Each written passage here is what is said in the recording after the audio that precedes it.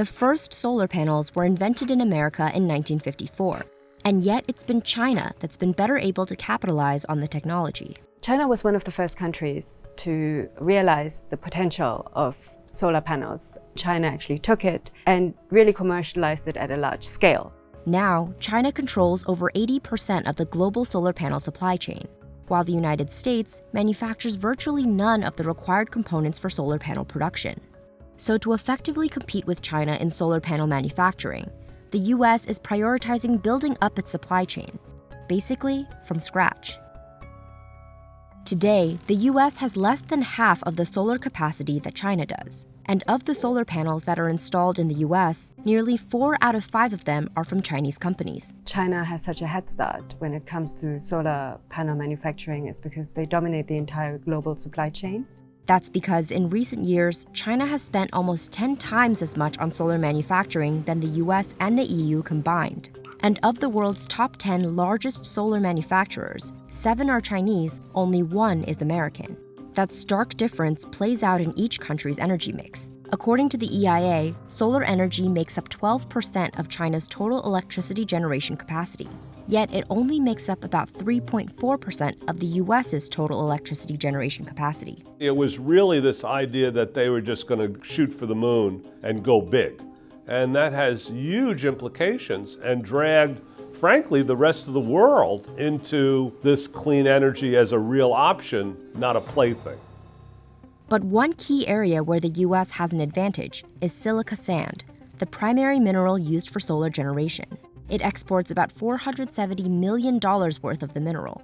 And China is the world's largest importer of silica sand, importing it mainly from the United States, Australia, and Indonesia. To make a panel, silica sand needs to be refined to create purified silicon, which is shaped into ingots and sliced into thin wafers. The wafers are cut into cells, and panel manufacturers then assemble the cells in a frame and add circuitry to create a finished module or panel. But even though the United States has the raw materials, it has no manufacturers of silicon wafers or cells used for solar panel production. Manufacturing isn't just some Lego play, right? It's about figuring out how to do something quicker, more efficiently, better than others.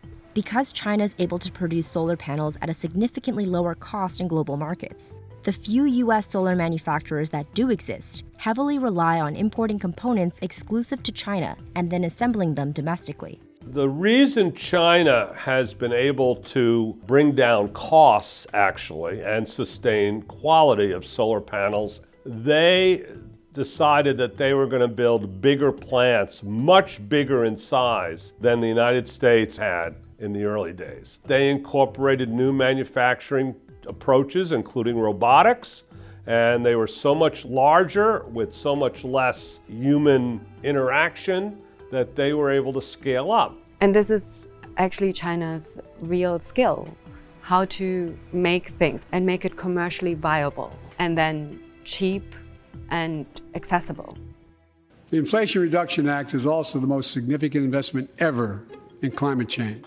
The Inflation Reduction Act, passed in August 2022, hopes to accelerate the transition to a clean energy economy. For solar manufacturing, that means incentives for boosting panel installations and tax credits for manufacturing solar components in the United States.